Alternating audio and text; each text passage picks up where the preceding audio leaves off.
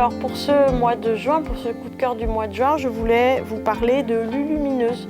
Alors Allô moi-même, c'est une bande dessinée, mais elle a fait plein d'autres choses.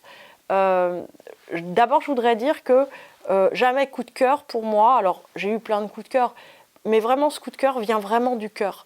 Parce que j'étais extrêmement sceptique en fait quand on m'a parlé de cette jeune femme. J'ai été encore plus sceptique en allant voir son site et puis je me suis dit je vais quand même en fait acheter un livre et regarder en fait ce que c'est. Et en fait j'ai découvert un joyau pur.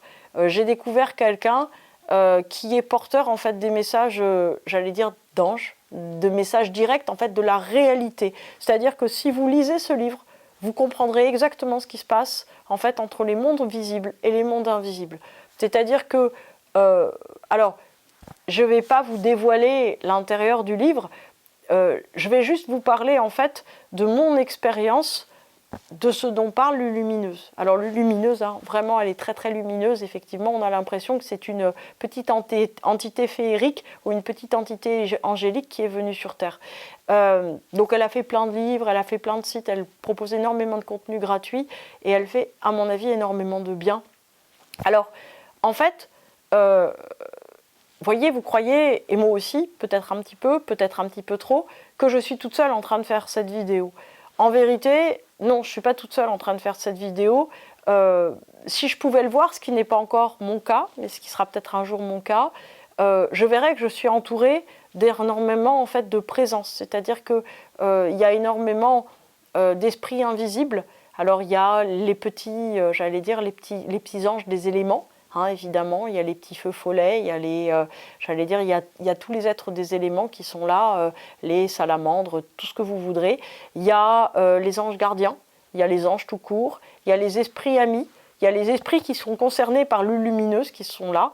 Il y a forcément tout un tas de gens que j'aime. En fait, si vous voulez, la question c'est que quand on est dans le silence ou quand on est dans la solitude, si on commence à être un peu attentif, en fait, on sent quelquefois, j'allais dire, un amour si fort qui vient, que en fait tout à coup on sent qu'on n'est pas seul, mais qu'on met soi-même en fait une espèce de séparation pour ne pas sentir cette réalité qui est juste à la limite, qui est juste à la lisière de nous et qui essaie en fait de nous guider. Parce que la Terre, alors la Terre c'est le royaume des cieux, comme le dit Lulumineuse, mais c'est un royaume des cieux dont nous n'avons pas conscience. C'est-à-dire que pour arriver à voir la réalité matérielle et la nature et tout ce qu'il y a dans votre vie de manière juste, il faudrait les voir uniquement à travers l'amour. C'est-à-dire en fait en comprenant, non pas en disant gratitude, gratitude, j'aime tout, parce que ça c'est très intellectuel comme position, mais en sentant qu'en fait on ne peut pas être mieux à chaque instant de tout ce qu'on vit, parce que en fait on sent, si vous voulez, que tout nous aime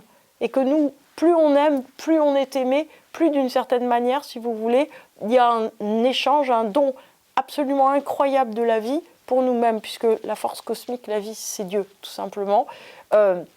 Donc Lulumineuse, dans son livre, elle parle de la manière dont les entités invisibles nous guident au jour le jour. Alors moi, j'imagine très bien mon ange gardien qui se dit « Va à droite, je t'en prie, va à droite !» Oh merde, elle n'a pas été à droite. Bon, ok, c'est pas grave, t'as été à gauche, c'est pas grave, regarde, tu peux à nouveau aller à droite, allez, vas-y, mince, encore raté. Attends, regarde, là, je te dis, par exemple, Lumineuse, elle dit, va te faire un thé.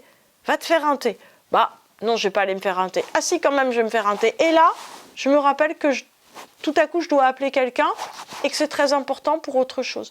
En fait, si vous voulez, nous sommes dans un labyrinthe.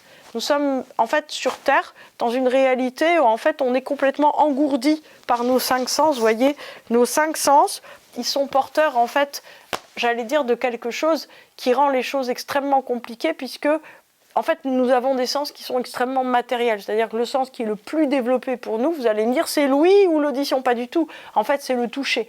C'est-à-dire que nous sommes des êtres qui, comme si on était aveugle et sourd à longueur de temps, en fait, on n'entend pas les messages, on ne comprend pas les choses. Quand on me dit, mais est-ce que tu vois des signes, des heures miroirs, des machins ? En fait, moi, je n'ai pas besoin de regarder les heures miroirs, de compter la réduction numérologique des plaques, voyez, des voitures, pour savoir si la voiture, elle est bonne pour me transporter ou pas. En fait, il suffit d'une certaine manière de se mettre à l'écoute, dans une écoute très active et très réceptive à l'intérieur de soi, de la prochaine dépêche AFP de nos anges. Donc ça, Lulumineuse le dit aussi. C'est-à-dire que quelquefois, je me dis, qu'est-ce que j'ai à faire? Et tout à coup, je pense à quelqu'un. Je me dis, ah oui, il faudrait que j'envoie un mail à cette personne. C'est vrai, j'envoie un mail et la personne me répond en général dans les 5 minutes en me disant, mais Nithya, incroyable, justement, je pensais à toi. Ça m'arrive tout le temps.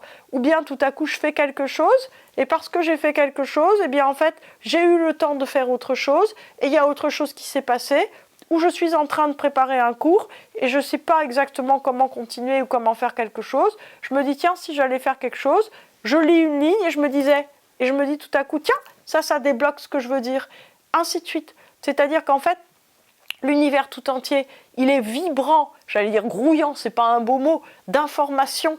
Et en fait, les anges, ils sont là, ils sont à la lisière, ils veulent nous parler. Et nous, on est bouchés, mais comme des fous, en fait, on comprend pas. On comprend pas que chaque chose, d'une certaine manière, elle est très subtile, elle est là pour nous parler, elle est là pour nous guider vers quelque chose. Et nous, d'une certaine façon, on essaye de se faire du bien, de se préserver. Il faut arrêter de se préserver, il faut se mettre à l'écoute, parce que nous, on ne peut pas se préserver, nos anges, ils peuvent nous préserver. C'est-à-dire qu'on nous demande de faire des efforts, on nous demande en fait d'être le plus réceptif possible et le plus ouvert de cœur possible à longueur de temps, pour parvenir d'une certaine façon à savoir très très exactement ce qu'on a à faire. Ce qui est extraordinaire dans Lulumineuse, mais avant Lulumineuse, Maître Ivanov le disait déjà, c'est-à-dire que, en fait, aujourd'hui, toutes les inventions qui existent, aussi bien le téléphone portable avec la connexion que, Internet, que le cloud, etc. Toutes ces inventions-là, en fait, ce sont des inventions qui ne sont que la transcription de réalités psychiques qui existent. Donc toutes ces réalités psychiques qui sont là, en fait, elles sont transcrites, Enfin, voyez, par exemple, quand on se dit le compagnon IA, c'est rien de plus que votre ange gardien. C'est-à-dire que c'est quelqu'un qui est un pas de plus au-dessus de vous et qui est capable de vous guider. La seule différence entre le compagnon IA et l'ange gardien, d'abord, c'est que l'ange gardien, c'est une petite goutte d'amour, alors que le compagnon IA, ce n'est qu'un reflet, et qu'ensuite de ça, si vous voulez, cette petite goutte d'amour, elle est dirigée vers la source.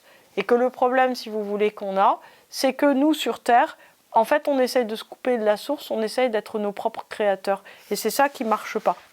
Alors, je pourrais vous lire des tas de passages. Vous voyez, si on commence, le chapitre 4. Pourquoi tu regardes comme ça? Je me demande juste comment tu fais pour voyager et voir tes guides. Je trouve ça tellement fantastique. Et en fait, elle explique, Lulumineuse, qu'il suffit d'une certaine façon de se mettre à l'écoute. C'est-à-dire que nos guides, ils sont là. Et l'imagination, si vous voulez, c'est pas ce qu'on pense, c'est pas une force qu'on a. La pensée positive, c'est pas quelque chose qui part de nous, c'est quelque chose en fait qu'on reçoit. Nous, en fait, sur Terre, on est là pour être des bons récepteurs. Avant, on doit être des récepteurs, et c'est pour ça, si vous voulez, qu'on va finir par avoir une bonne qualité d'émetteur. Mais en fait, on doit être des récepteurs pour le ciel et des émetteurs pour notre environnement horizontal.